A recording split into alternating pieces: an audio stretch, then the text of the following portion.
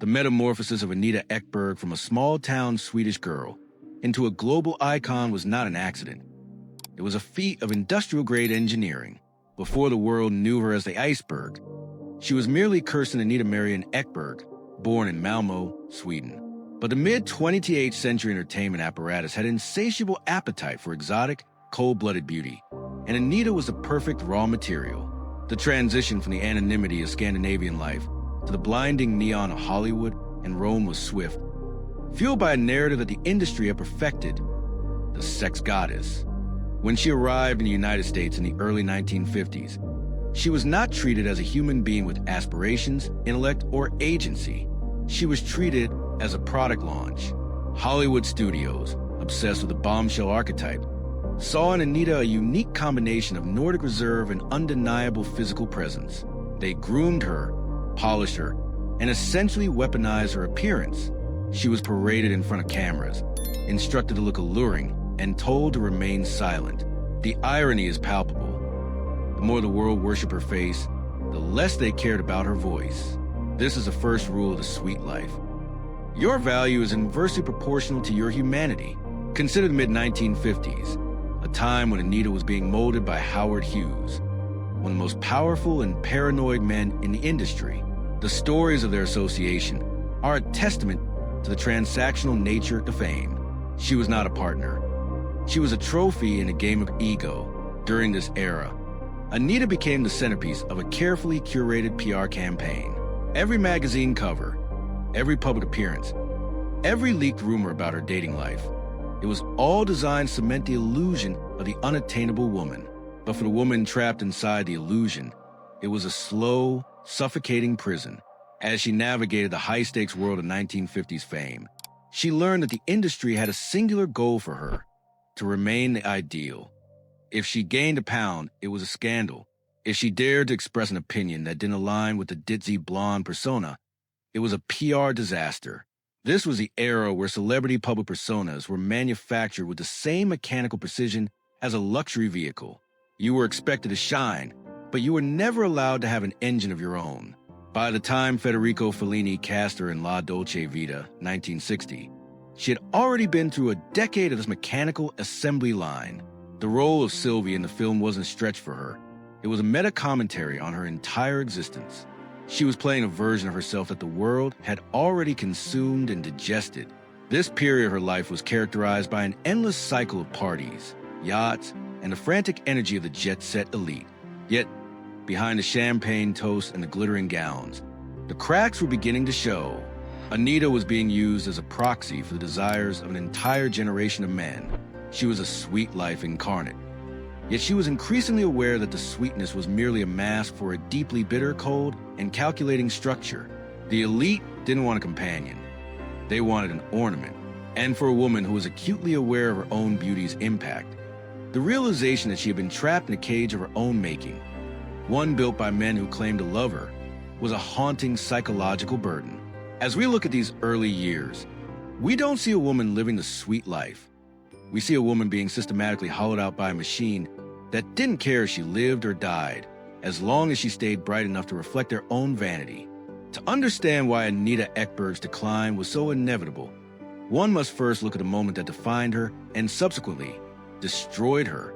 The Trevi Fountain scene in La Dolce Vita is perhaps the most famous sequence in cinematic history.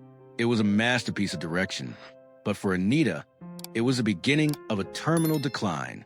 The world saw a goddess. The industry saw a gimmick. They took that moment, a woman wading through water in a black velvet dress, and they froze it in time. They decided that Anita Ekberg was not an actress capable of nuance, but a visual shorthand for decadence, sex, and the unattainable.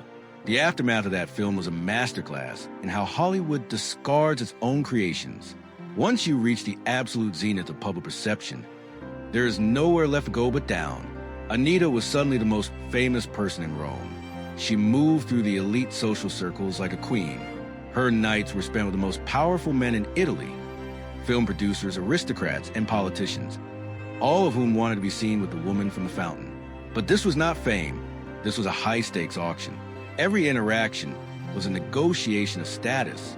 She was the centerpiece of a social architecture that was built on the shaky foundations of ego and superficiality. During the 1960s, she lived a life that would make the modern influencer culture look like a hobby. Private jets were her taxis, and her address book was a list of the world's most influential figures. But this was a gilded cage of the highest order. She was expected to perform the role of Anita Ekberg every waking moment. The moment she stepped off a yacht or left a party, she was expected to be the same, ever-smiling, perfectly coiffed, eternally available object of desire. There was no room for fatigue, no room for melancholy, and certainly no room for professional growth. The industry had found a product that worked, and they were going to keep producing that same version until it went out of style. And eventually, it did. The 1970s brought a shift in the cinematic landscape. The sex goddess archetype began to lose its luster. The public moved on to new faces, new trends, and new scandals. Anita, who had spent her entire career being told she was the most important person in the room, suddenly found herself on the outside looking in. This was the moment the machine officially turned on her. The same men who had once tripped over themselves to sponsor her lifestyle were now the ones denying her roles and closing the doors to their offices. They didn't just stop calling. They treated her as if she were a relic of a failed era. The tragic reality is that she had been so thoroughly branded by the industry that she had no other identity to fall back on. She was Anita the icon, not Anita the person.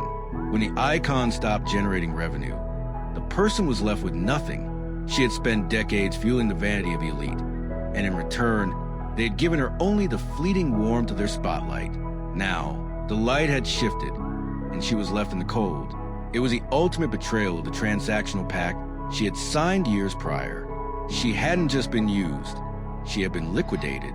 The sweet life was never sweet for her. It was a slow, grinding process of dehumanization, masked by the glamour of a world that viewed her only as a mirror for their own desires. The final chapter of Anita Ekberg's life is a stark, uncomfortable reminder of the cruelty of the fame machine. For those who still remember the blonde apparition in the Trevi Fountain, the news of her final years was a shock. She was not living in a palace in Rome or a mansion in Hollywood. She was living in a quiet, isolated town in the Italian countryside, struggling with financial ruin and the indignity of relying on charity. The transition from being the world's most desired woman to a forgotten casualty is a trajectory that deserves forensic examination. It wasn't bad luck. It was systemic failure. When the roles stopped coming, the money followed.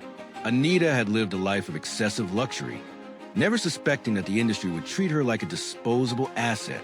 She had been conditioned to believe that her value was permanent. That is the ultimate lie of the celebrity complex. They tell you that you are a star, that you are the center of the universe, and that you will always be relevant. Then, the moment your demographic appeal wanes, they wash their hands of you. Anita's financial downfall was not just a result of poor management. It was a result of an industry that never allowed her to build an identity outside of her physical image. She had no safety net because the industry was her only safety net, and it had been built on a lie. Her final years were spent in a state of relative invisibility. The very media outlets that had once stalked her every move now found her story too depressing or irrelevant to cover. The irony is staggering. She was the same person who had captivated the world, yet the world could no longer see her. She had become a ghost in her own life. Even when she did appear in the press, it was often to highlight her struggles or to contrast her current state with her past glory. The media didn't want to tell the story of a human being. They wanted to tell the story of a fallen idol. They wanted to use her tragedy as a cautionary tale, as if it were a fault for not knowing that she was just a prop in a larger, colder game. It is here that we see the true face of the society she inhabited. It is a society that celebrates the ascent but ignores the descent. It is a system that consumes human potential for profit and leaves the shell behind when it is empty. Anita Ekberg was not just an actress.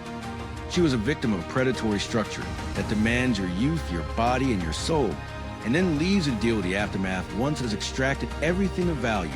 Her life serves as a brutal lesson to anyone who seeks to enter the world of high-profile fame.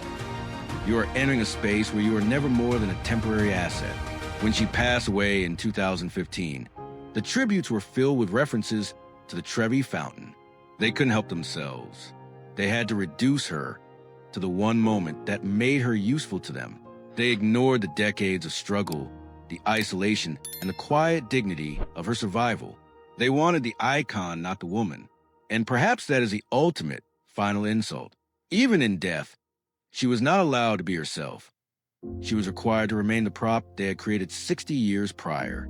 As we look at the legacy of Anita Ekberg, we are not looking at a success story. We are looking at a forensic breakdown of a human life that was systematically dismantled for the sake of entertainment, leaving behind nothing but a statue in the water and a ghost in the countryside.